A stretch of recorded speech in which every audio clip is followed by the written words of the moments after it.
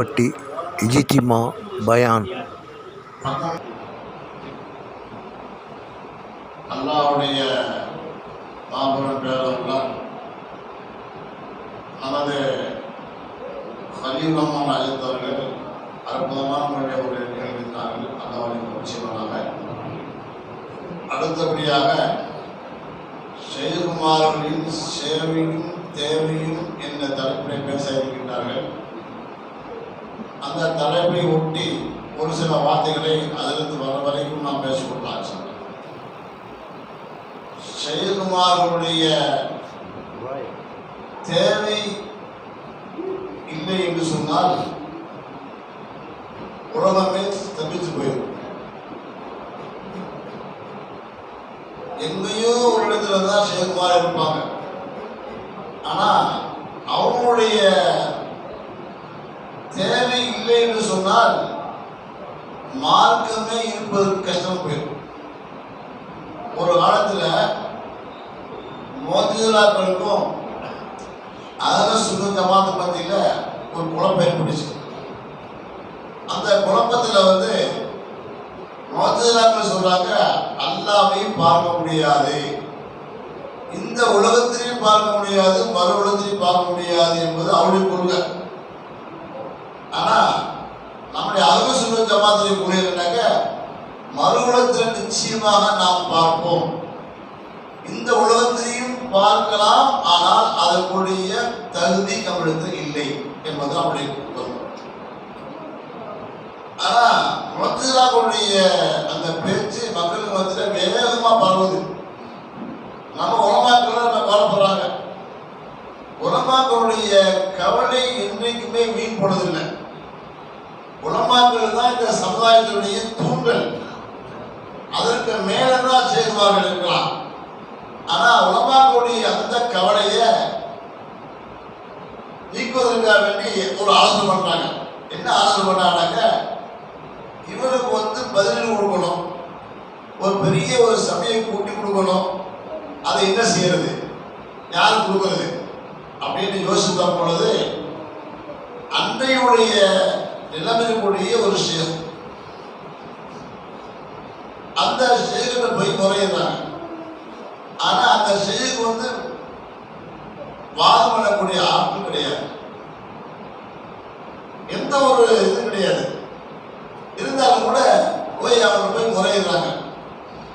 முறையிட்ட உடனே அவங்க சொல்றாங்க, சரி நான் அவங்ககிட்ட வாதம் பண்றேன், ஒரு நேரத்துக்குரிய எல்லா மக்களும் ஒன்று சேருங்க. ஒரே நேரத்தில் மக்களுக்கு ஒரு விளக்கம் தெரியணும். ஏன்னா அவங்க வழிகட்டில் மக்கள் ஆகிட்டே இருக்கிறாங்க அப்படின்னு சொல்றாங்க. சொன்ன உடனேயும் உலமாக்கள் ஒரு வகையில் ஒரு விதமான சந்தோஷம் இருந்தாலும் கூட இன்னொரு வகையில் அவருக்கு மன கஷ்டம். என்ன கஷ்டம்னாக்க, இவருக்கு வாதமே பண்ண தெரியாது, அல்லாஹ்வோடு இணைந்திருக்கக்கூடிய ஒரு பெரிய மகான் தான், இல்லைன்னு சொல்லல, ஆனா இவங்களால முடியுமா அப்படிங்கிற ஒரு பக்கம். இதனால கூட அவங்களே சொல்லிட்டாங்களே நிச்சயம் நடக்கும் அப்படின்னு சொல்றாங்க. உடனே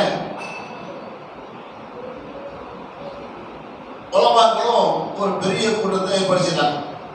முஅத்தஸிலாவுடைய உலமாக்களும் அந்த கூட்டத்துக்கு வரணும், பொதுமக்களும் வரணும் அப்படின்ட்டு ஒரு கூட்டத்தை எல்லாத்தையும் உள்ள சேர்த்ததுக்கு பின்னாடி ஷேகுடைய தவஜுஹாத் அப்படியே அந்த மஜ்லிஸ் அப்படியே பரவுது. அப்படியே பார்ப்பாங்க எல்லாத்தையும். அந்த ஷேகுடைய அந்த வேகமான அந்த பார்வை எல்லாத்தையும் தங்களுக்கு அப்படியே ஒரு ஈர்த்துச்சு. அது ஷேகுமாரால முடியும். ஆமா, உலமாக்கள் நிறைய பேர் ஷேகுமார் இருக்கிறாங்க, அது வேற விஷயம். ஆனா அதற்கு ஹலீல் அஹ்மத் ரஹ்மத்துல்லாஹி மிகப்பெரிய பேச்சாளர். அவங்க பேச ஆரம்பிச்சாங்க, அந்த கூட்டத்தில் மாட்டு மத்தியில் யாரும் தான் சமாளிவாங்க. அவ்வளோ பெரிய ஆற்றல் உள்ளவங்க. ஆற்றல் உள்ள அவங்க ஒரு தடவை பேச்சு ஓட வைக்குது அவனுக்கு. அங்கே வண்ணாட்ட பெரியார்கள் ஒரு பழக்கம் உண்டு. கூடவே ஒரு சுருக்கெழுத்து எழுதக்கூடிய ஒருத்தர் நினைச்சுக்கலாம், வச்சுக்கலாம். நம்ம இங்கே இந்த தம்பதியில் அதில் கிடையாது, அங்கே உண்டு சுருக்கில் எழுதுவாங்க. இங்கே வந்து சிஐடி போட்டவங்களுக்கு தான் அந்த சுருக்கிறதுக்கு ஏற்பாடு வாங்கிங்க. அங்கே அப்படியே இல்லை.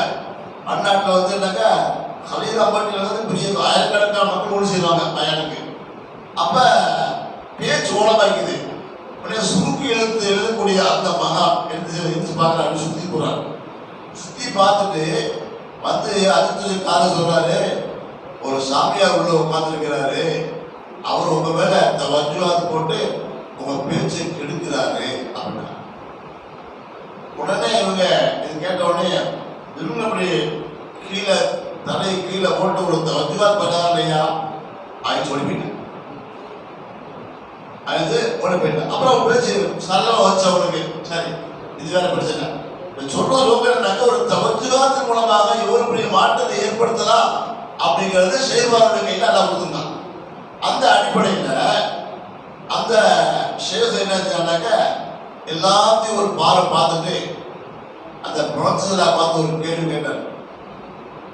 அப்போ கேட்டாங்க, அல்லாஹ் ஒருவனுக்கு தான் ஏற்றுக்கொள்றியா அப்படின்னா. ஏற்றுக்கொள்றேன். உன் கல்வி அதை ஏற்றுக்கொள்ளுதான்னு கேட்டாங்க. கல்வி ஏற்றுக்கொள்ளுது அப்படின்னா. கல்வி ஒரு விஷயத்தை ஏற்றுக்கொள்ளுது அப்படின்னு சொன்னாவே அல்லாஹ்வை பார்க்க முடிவதற்கு அதே ஒரு ஆதாரம் போதுமானது. ஆனால் அதுக்குள்ள தகுதியை நீ உண்டாக்கி கொள்ளணும் அப்படின்னு சொன்ன உடனேயும் நம்ம அகலோசனை ஜமாத்துல இவ்வளவு சந்தோஷம், எல்லா மக்களுக்கும் சந்தோஷம். அல்லாஹ்வை பார்க்க முடியும், ஆனால் அதுக்குள்ள ஆட்டை அவன்கிட்ட கிடையாது. இதே சேகர் மக்கள் வந்து மேல செஞ்சுட்டாரு. ஒருத்தர் வந்தாரு, அல்லாஹ் பார்க்கணும் சொல்லிட்டு அல்லாஹ் பார்க்கணும் என்ன செய்ய. அப்போ சொன்னாங்க, நீ ஒன்று செய், நான் சொல்ல பார்த்து இது கிதாபில் வந்துருக்குது, முத்துப்பாத்தி அகிம்சாவில் இருக்குது. அப்போ அவங்க சொன்னாங்க, உனக்கு ஏதாவது சொல்ல அதிக பிரியம் இருக்குதா? ஆமாம் பிரியம் இருக்குது. என்ன சொல்லு?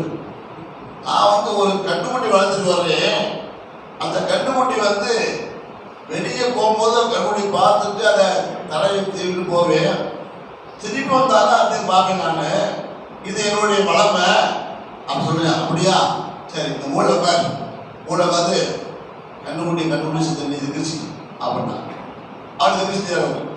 திகிச்சு செஞ்ச கொஞ்ச நாள் போற முன்னாடி கேட்டாங்க, என்னப்பா திகிச்சு செஞ்சியா? ஆமா சரி. என்னப்பா தெரியுது? என்னை சுத்தி கண்டுபிடி விட்டு கொண்டு இருக்கிறது அப்படின்னா. சரி, இப்ப வெளியோப்பா என்ன வர முடியாது, என்னால வர முடியாது அப்படின்னோடனே இவங்க எழுந்து போய் அவர் கை பிடிச்சிட்டு வந்தாங்க. இவங்க என்ன செய்யுது?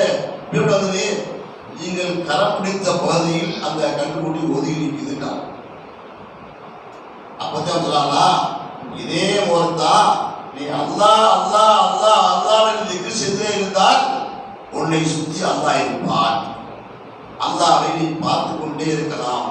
அல்லாஹ்வை பார்க்கலாம் ஒன்று இருந்தாலும் கூட அல்லாஹ்வுடைய அத்தாட்சியில் பார்க்கலாம்.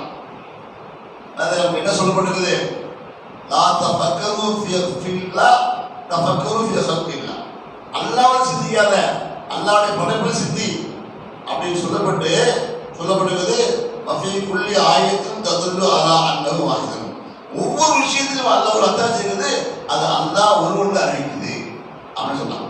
அந்த அடிப்படையில் இவங்க ஷேகோட்ட அந்த மாலை சொல்றத திருச்சினோனையும் சுத்தி நிற்குது. இது பார்த்தாப்பா சரிங்களா. ஒரு தடவை அதற்கு கௌசல் ஆதம் ஐந்து அப்துல்லார் ஜிலானி அதசல்லா சொல்ல சிறு வயது இருக்கும் பொழுது ஷேகோட போய் கேட்டாங்க. அப்பா அல்லாஹ் அவங்களுக்கு அறிவாற்றல் நிறைய கொடுத்துருந்தான். கேட்டாங்க, அல்லாஹ் நான் பார்க்கணும் என்ன செய்யறது? இப்படி அவருடைய முகத்தை பார்த்தாங்க. இவருடைய முகத்தை பார்த்த உடனேயும் அவங்க சொல்லிட்டாங்க, இவர்கிட்ட வந்து ஒரு பெரிய ஒரு சக்தி இருக்குது, பெரிய மகானா வருவாங்க அப்படின்ற ஒரு கணிப்பு அந்த ஷேக்கு தெரிஞ்சு வச்சு. உடனே அவங்க சொன்னாங்க, அல்லாஹ்வை பார்க்கணுமான்னு கேட்டாங்க. ஆமா பார்க்கணும். அப்ப நான் சொல்ல காட்சி என்ன செய்ய அப்படின்னாக்கா, நீ இஷா தொழுவா படுத்துரு அப்படின்னாங்க. இவங்க ஒரு மாதிரியா போயிடுச்சு. நம்முடைய தாதா ரசூலுல்லாஹி ஸல்லல்லாஹு அலைஹி வஸல்லம் அவர்களுக்கே வந்து மன்னிப்பு இல்லையே, யாருக்கு அந்த மன்னிக்க மாட்டாங்க அப்படின்னு வந்து விஷயத்துலாம் கூட சொல்றாரு.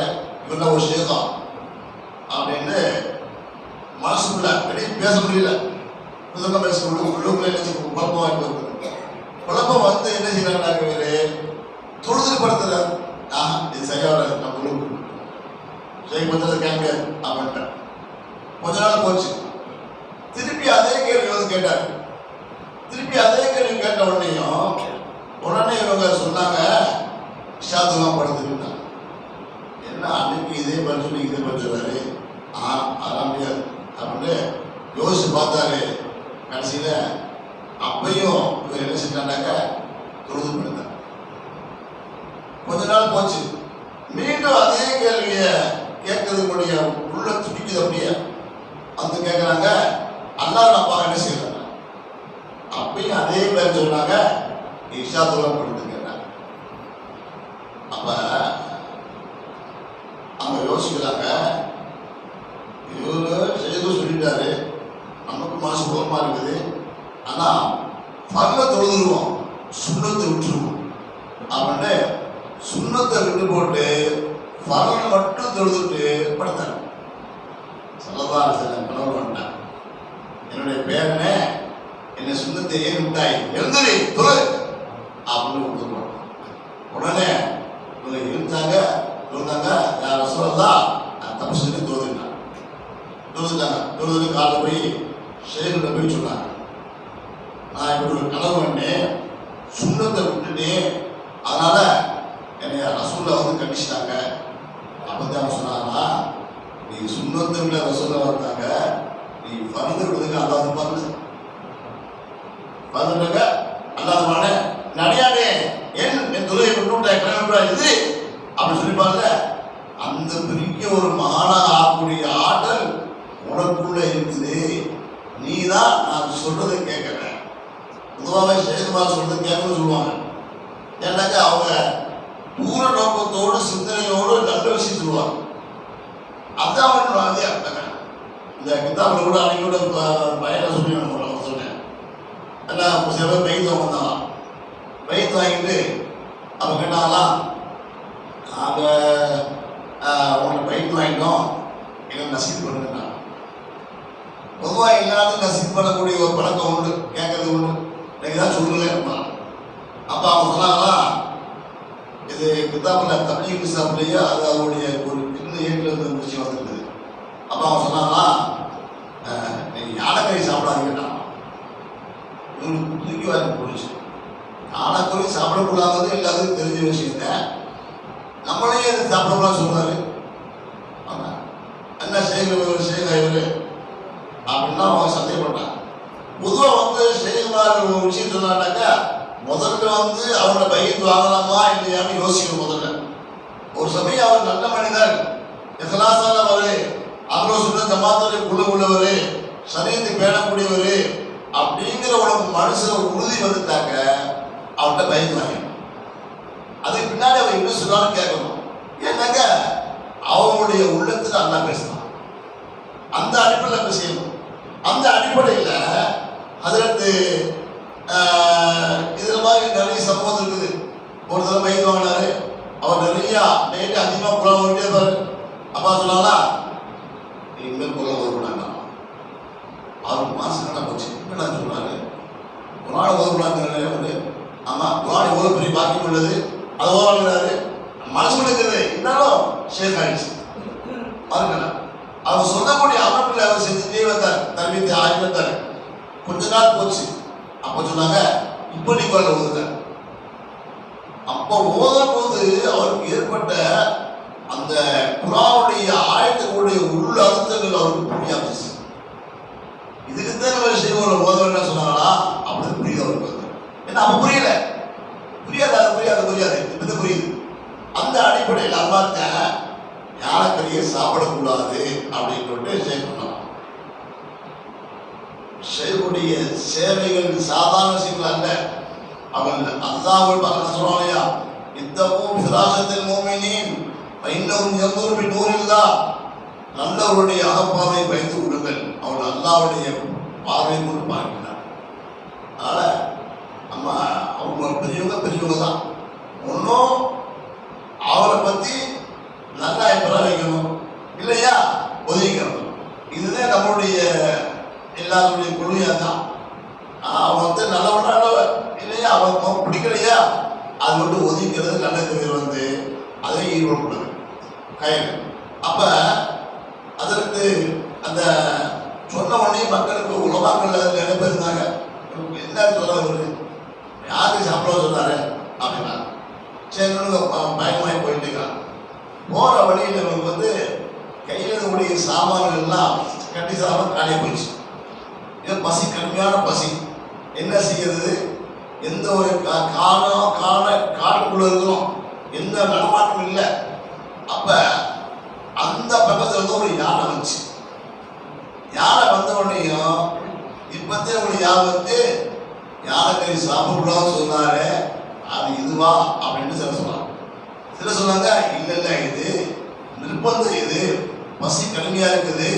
பசி கடுமையா இருந்தாங்க தடுக்கப்பட்ட ஒன்று கூட ஆகமானங்க, பசி தீர்த்து கூட அளவுக்கு சாப்பிட்டுக்கலாம் அப்படின்ட்டு சில பேர் மசாலா சொன்னாங்க.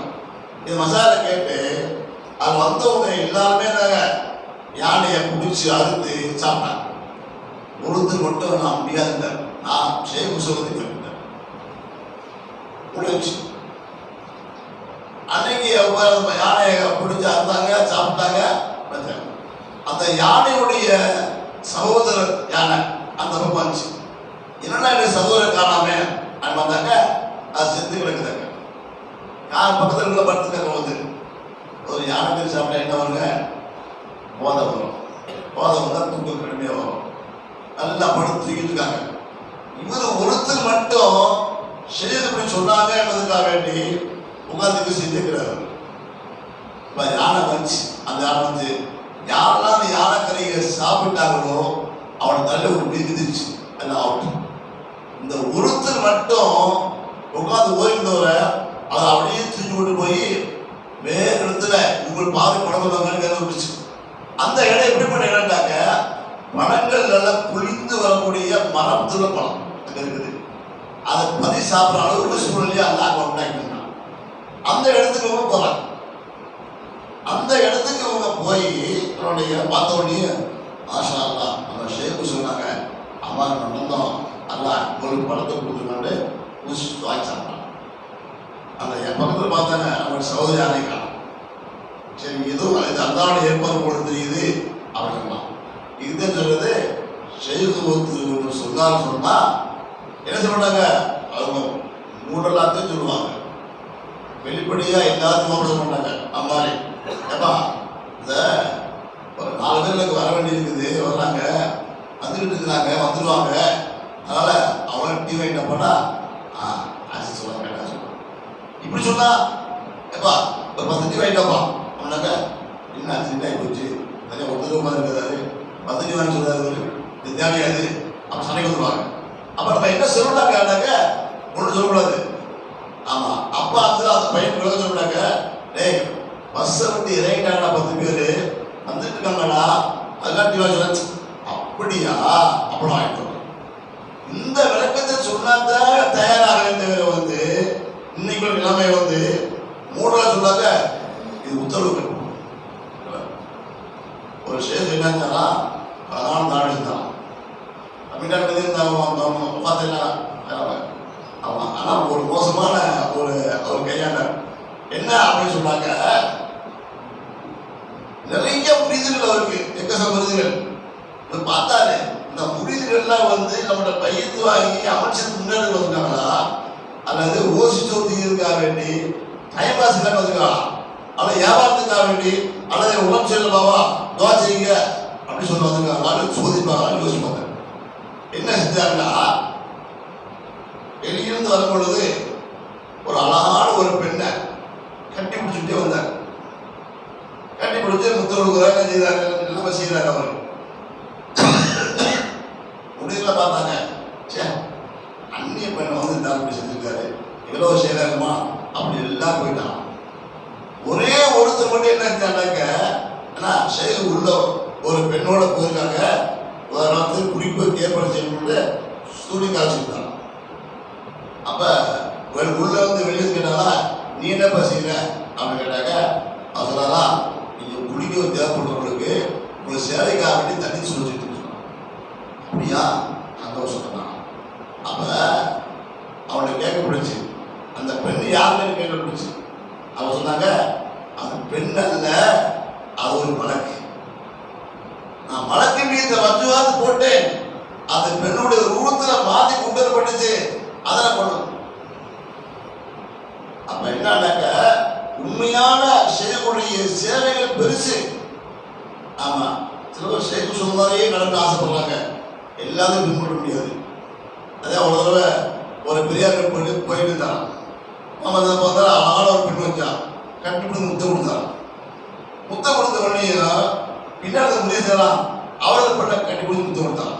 ஏப்பா நீ செய்யற நீங்க செஞ்சு நான் செய்யணும்ல, அப்படியா வா அனுப்பினான்.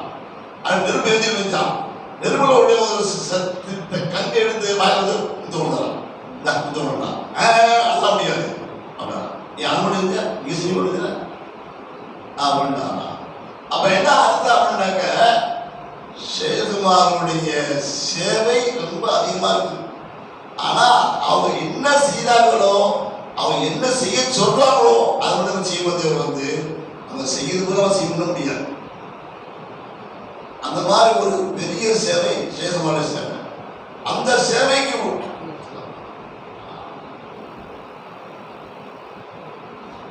அதுக்கு